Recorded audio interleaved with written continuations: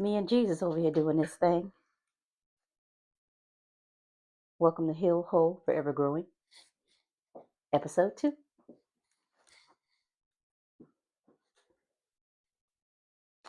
I am back. So, today's the day the Lord has made. I will rejoice and be glad in it no matter what. And I had said fact checking me on God doesn't put no more on you that He can bear, than you can bear. So, what ended up happening with that is um, somebody actually did a fact check. I love those kind of people. Um, I'm not I won't go down the rabbit hole. I'll do some, but I won't go down the rabbit hole. And so 1 Corinthians 10 and 13, the verse talks about temptation, not suffering and hardship. So that's where that came from. Um, and that's just pretty much what I was trying to say. And now have scripture to back it up. So now, um, as I sit in my room, in the back of my mind, I hear my conscience. No, I'm just kidding. LL Cool J, I'm in my room. Haha. So the purpose of that was that after the first episode, I'm sure I left a lot of you guys thinking like, "Whoa, man, I feel sorry for her," or more so that, "Wow, that's something I didn't know about her," and she's forever smiling and happy and just has tons of joy, and I do. And it's because of therapy and because of God. So we'll go ahead and move on to the second episode. And this one, I don't have any notes. I just come off the top of my head, but do my best not to ramble. So the second episode is, I'm going to say one more thing that happened before I go into that. So what happened is one more trauma response and cause and effect. So what happened? My mom was taking me to school one day, and there was an accident. And with me being younger, back then cars didn't have the proper seat belts, and so the truck that we were in, it was a Ford truck. It was maroon, push start, and I think because the starter went out or something like that, and so they end up switching it over to push start. I thought it was pretty cool, and also had a kill switch on it.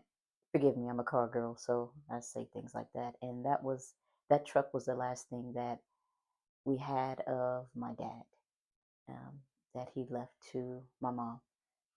That's another story. So my mom at this point is single. She outlived all her husbands. So this second episode, so there was a car accident. So you know how parents and kids get up going to school. One of them's a morning person and the other one is not. So I do not remember whether I was a morning person or not. And I don't think my mom was, because with the hustle and bustle of getting your children to school and then getting to work on time. So what happens is, it was in the South End, is where I lived at the time.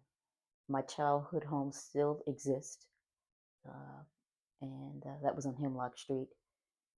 And so we were getting ready for school. She was getting me ready for school. We get in the truck and we head down Hemlock. When you back out of the driveway, we went left. And so as we went left down the street, see 1 block, 2 blocks, 3 blocks, 4 blocks, and there was a four-way stop there. And next on that four-way stop, when you're stopped at that corner, to my left, there's a daycare. I don't remember the name of the daycare. And to my right is just, a field to the right and houses diagonal, and then a house right here. And which is one of my childhood friends. And so as we were stopped, my mom stopped. I had my seatbelt on. She had hers on as well. And it was just a little lap belt, not the ones that go like this, just that little lap thing. And that's just what they had then. So, well, my mom stops, and then they stop, and then my mom starts to go across because she's taking me to Dunbar Elementary. And normally I would walk, but I don't know what happened that day. I would walk with a friend, a childhood friend. But for whatever reason, I think due to the traumas, I think my mom was kind of holding on to me a little bit more closer. And so she brings me, you know, to school now. And so we get there, and my mom goes across, and this car here, which was the daycare's right there. And then she stops, and then they stop. Then all of a sudden, as my mom, now it's her time to go, the daycare bus hits us, and it was pretty fast. Um, and it shouldn't have been because they were stopped, but I guess they were just heavy footed. And so, and they hit us as we ended up going across the intersection and stopping at my childhood friend's house. And the reason why we stopped is because my mom had hit her mouth on the steering wheel, and I hit my head on the dash. So it was that bad. It was it was really bad. And so what happened then? I don't know who saw that it was an accident, but there were two people in the daycare van, and the person that was driving switched with someone else. I don't know why. I was a kid, can't really tell you, but that did happen. And so somebody calls the cops, and my brother, he's still at home, and so somebody called the cops. The cops come, and I guess the ambulance is on the way. But now I can't go to school. So, and I know my brother's still at home because he's always late. I love my brother, but he's just it's just him. I love it. And so I knew where he was. And so even though I had just hit my head, I said, "Well, I still need to go to school. I need to go get my brother. He's at home. It's up the street." So I go, and they let me go. Did not check me, did not ask me any questions. I mean, I was coherent, so I guess that was enough for them for that time and era. And so, little old me, um, I, you know, whoever the adult or um, ambulance person or police officer, it's so long ago, forgive me, but I remember the gist of it. And so they let me go. And so little old me goes running. I'm running down these 4 or 5 blocks back the opposite way to go get my brother to let him know mom and I were just in an accident and I still need to get to school. So I'm running, I'm running, I'm running. And then somebody in the neighborhood saw me, and they saw that I was away from it, and they saw my mom's truck. So what they did, they were like, "Oh, do you need a ride?" And I was like, "Yes." It was someone I knew and trusted. So they took me back to my house, and they got my brother, and then they turned around and brought us back to the accident. And then my brother being older, he spoke and let them know what's going on. And then I eventually, I guess, went to school. So, but my mom had to go to the hospital because the steering wheel, her mouth hit the steering wheel so hard that I think that the teeth that she, just were messed up. And so I don't know what happened after that. So that is another thing that happened. And so now the truck's messed up. Mom's in the accident, and I'm on the way to school. So that's what that happened. So now we'll go ahead and get into one other episode, and this would be for the fact of how I was after the traumas. So I have a picture. Um, I don't know if I can show the picture. try to, I don't know how it comes with showing pictures and if it's allowed and things of that nature. I don't want anybody coming for me. I'm just telling my story. I'll just put my hands here. So there is a picture of me right here. Right here, that's me. And this is from Mrs. Garrett's class in Eugene Field Elementary in the year 1987 to 1988. I had on the red shoes, guys.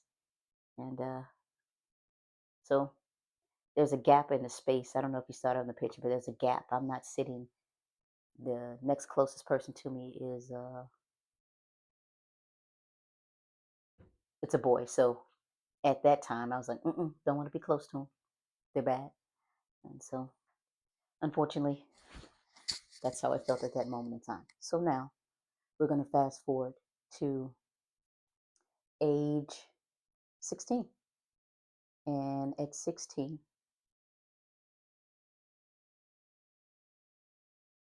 hormones are changing, things like that. And so now the trauma that was instilled in me, now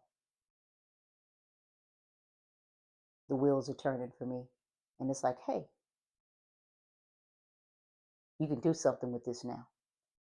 And fast forward, I'm trying to be grown, or fast, or mannish, as they would say back in the day. And so now, the first person that I was being grown with uh, was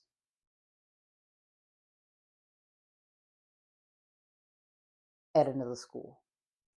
We talked on the phone, and this was my quote boyfriend, and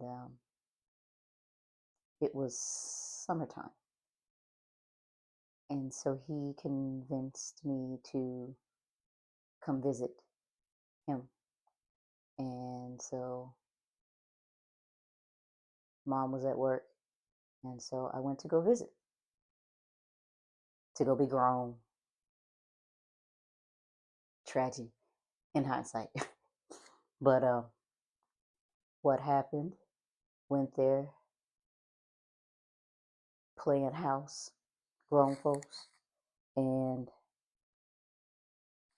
his dad showed up and caught us in the act of being grown. And the purpose of me doing this at this point was, it was more of to get my power back. You know, that power I lost, to get my power back. So that's what I felt, because that way I controlled the situation, if that makes sense. And it was the adolescent's mind, if you understand where I'm coming from with that. And so, caught in the act, um, the whole process was attempted. We were young, had no clue what to do, but you did know you were supposed to be safe when you did those things. And so we were attempting to be safe. Um, and the product you use to be safe came off. And got caught by dad, and the product was too big for the boy. And so got caught by his dad. And then what happened then is, guess what? Ooh, calling my mom now. So my calling mom, let mom know I was being grown. Eesh. And so I got in trouble and was told never to see that person again. And you know how the old school whippings went back then. Um, the whole neighborhood didn't get me, but mom did. And then she told my grandmother, so grandma was disappointed, which was sad. um, named after my grandmother, and I would never want to disappoint her. She was a big book reader. So, so now mom's keeping a closer eye on me if that's possible, and she did her best, and so that was a trauma response to the trauma that had happened to me, and just trying to get some control in the world, if that makes sense. So I got whooped. You know what I'm saying? Whooped. They can't get whooped like that uh, anymore. Generation X here, so y'all understand. And that I might have had one other whooping throughout my whole entire life, and because I really wasn't a acting out type of kid. So, but it was a trauma response. What can I say? And so, still hadn't gotten really any closure or understanding or clarity for me. And so that was my response. I wasn't happy about it um, in hindsight. Um, and just trying to get some control. So from there, now 16. And I go from that relationship to another relationship. And this boy, this was years later, fast forward, 8th grade.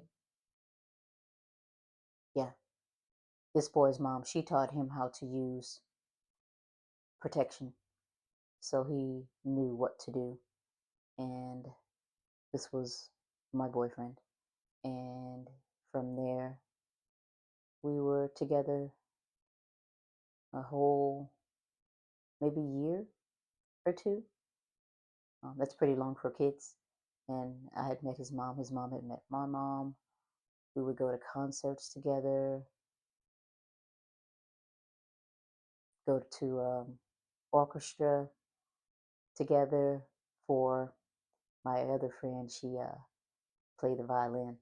So that was my first time being introduced to the violin. I love the sound of the violin. Um, it does something to me on the inside. It's beautiful. And yeah, so that was my friend that I was with at that point. And then mom got mad at me for, you know, doing what I did, but she whooped me, so, problem solved. So now, fast forward to where we are now. My mom had a boyfriend in the house we lived in, and he was an alcoholic. So, but he worked hard. So,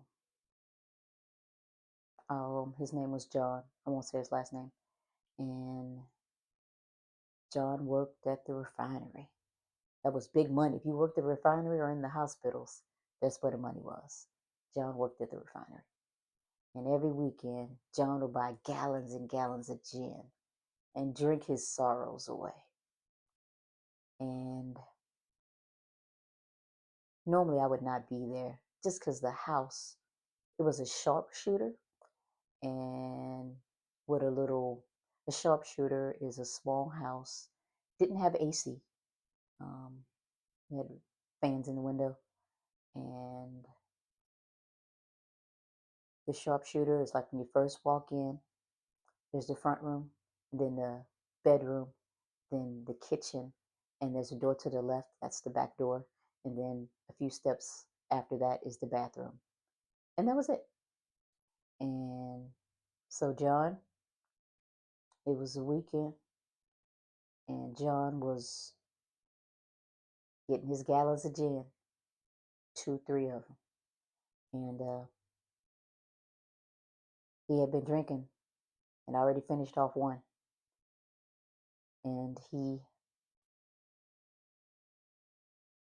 was working on the second one, and they had the music playing, they're dancing or whatever, and then all of a sudden John switches, and John pushes my mom.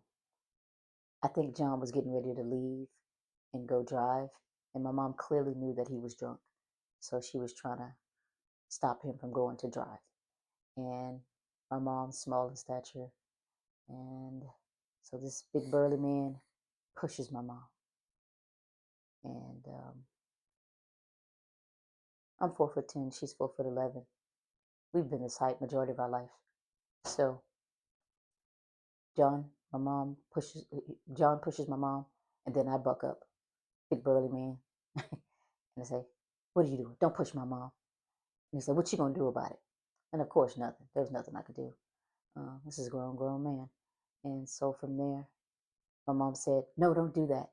And she said, "Go to your grandmother's house, and it's gonna be all right. Go to your grandmother's house, and when you go there, I'll call you once he's settled down." I'm like, "Okay." So my grandma's house up the street. So 1, 2, 3 blocks. Yeah. And because now my mom, she has her own place. And the house that we used to live in, my childhood home, my grandmother's back living in that home.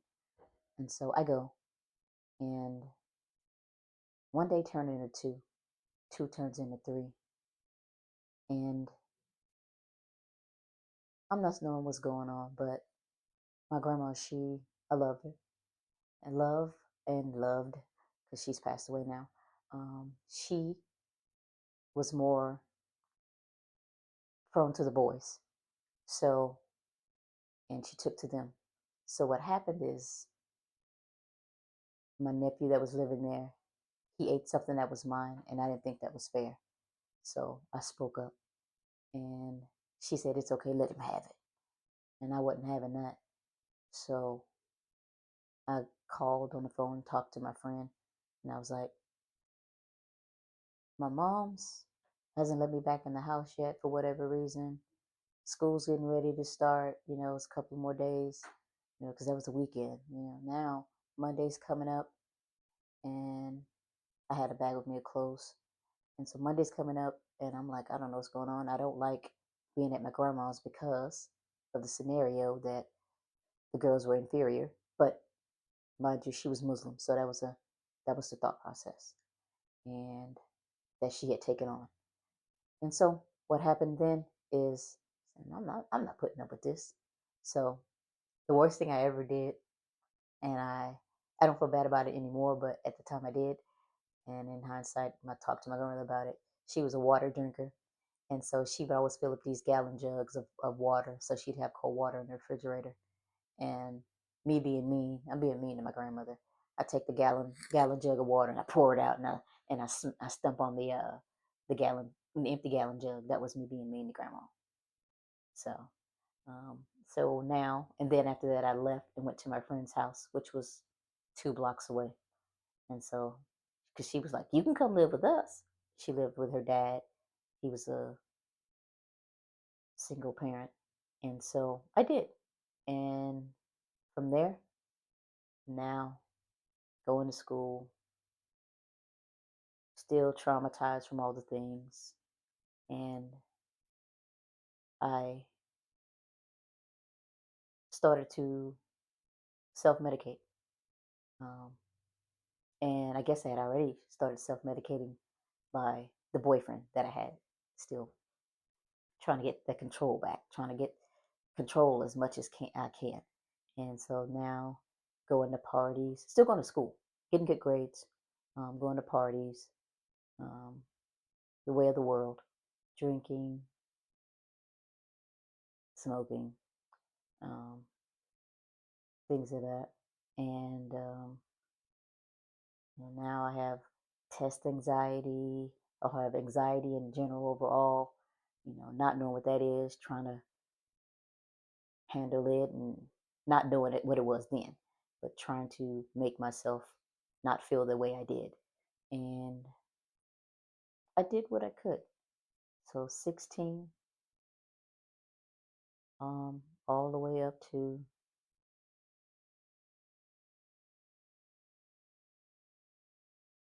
35.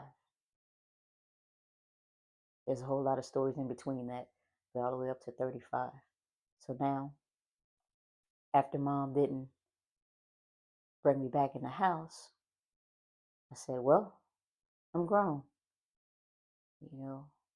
So now, ninth grade, I go get my own apartment and I'm working because ninth grade, they had this thing called Vocational Industrial Clubs of America, and that is where I ended up going to school half a day. So I worked one half and went to school the other half.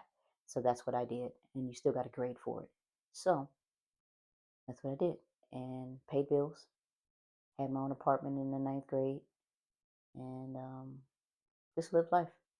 And all my friends, they'd come over to my place because, hey, guess what? um, I didn't have any adult supervision. So, and that was 16 to in my hometown to 20 21. And then me and that boy, we didn't work out going into ninth grade. He actually ended up going with the friend that I lived with. Um, they started they started talking, and so now ninth grade, I end up talking to this guy from another school, and he had anger issues. I didn't know it at the time, and but I thought he was what I strived to be in that neighborhood because I was in the South End. It was a little lower income, we'll say, and then the West End was that was what the the the high class people went and lived. And so I was like, he got two parents. This would be something I hadn't seen. So this is what I was shooting for.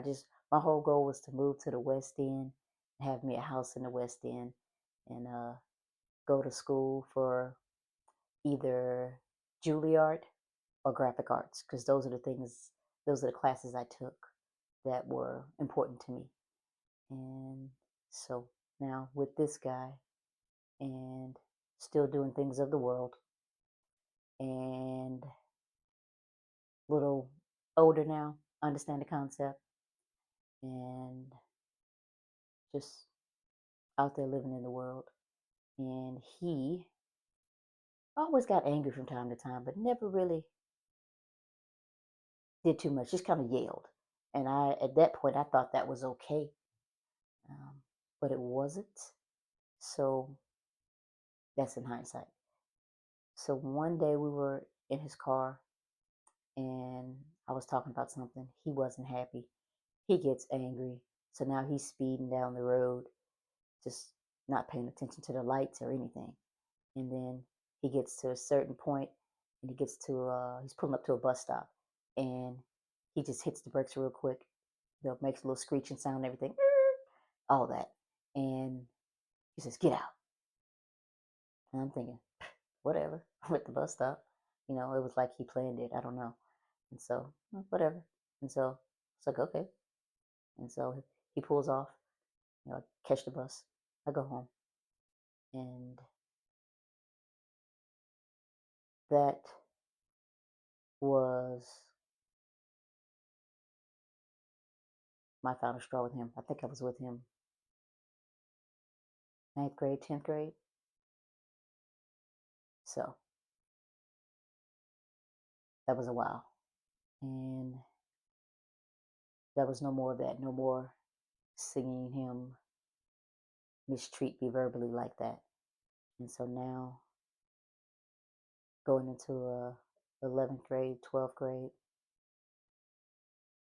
I ended up graduation, go through 11th grade, 12th grade. I didn't pass the math part of TOSC. So remember I told you all I wanted to do was go to Juilliard or be a graphic designer. That was it. And since I didn't pass the math part of TOSC, no Juilliard, no graphic design, I was working. So therefore, my friends graduated and went on to do their things, and I went to work. And I worked. I paid bills. And then I met this other guy. I was engaged to him um, for maybe a year or two, something like that. And he was softer, gentler. Um, he was the Steve Urkel type. And I was like, okay, this is different. I like this. And he was with it from a single home, his mom. And so I had to see something different. And I always end up going with somebody that was church going. Like the last guy was church going, and his uncle was actually a minister, and that's the one that kicked me out at the bus stop. So fast forward, go back. So now I'll go forward actually. So now I'm with the new Steve Urkel type guy, which went to the other school as well, and he was just nice. He was nice but not confident, and to him he wasn't the cutest, and so he carried himself that way. But I was the it for him, and he put me on a pedestal in some aspects. And then I was engaged with him. We He met my mom, I met his mom, and that was the one I was supposed to get married to. We were together for a long time, from 96 all the way up to 99, and been on family trips, just all kinds of things you do like that. And so from now, he ended up becoming more confident now. He was confident. And so he had somebody else that was we had the apartment I lived in now. I believe they were called Galen and Terrace. And I had a friend lived across the breezeway, 3 steps, 4, maybe 8 steps at the most. And so we were friends. So we just left our doors unlocked. We'd walk back and forth, hang out with each other, make sure each other of us ate, just had a good time. Played video games, played cards. Things were kind of more simpler and safe zone. And still drinking, still smoking, still self-medicating, not knowing. And with this guy being more confident now, he hung out with this other guy that was super arrogant and confident. He just had that name, and everybody knew him. And so they would hang out with each other. So now he taught him, since I gave him the confidence to feel like he could have any woman at this point. He let the other guy convince him to, when he was working, going out of town, to talk to other girls. And so he did. And then things start happening with other women where he was when they were out of town. And, he thought it'd never come back. But you know how it is with friends. Don't tell such and such. No, I ain't gonna tell. And they end up telling. So that's what happened. I was told. And then after that, I was like, well, it is what it is. We live together, getting ready to be married. Engagement, no more. I moved out. The black friends broke up, uh, and I moved out to an apartment. And this apartment was the one that changed my life forever. That'll be episode 3. So,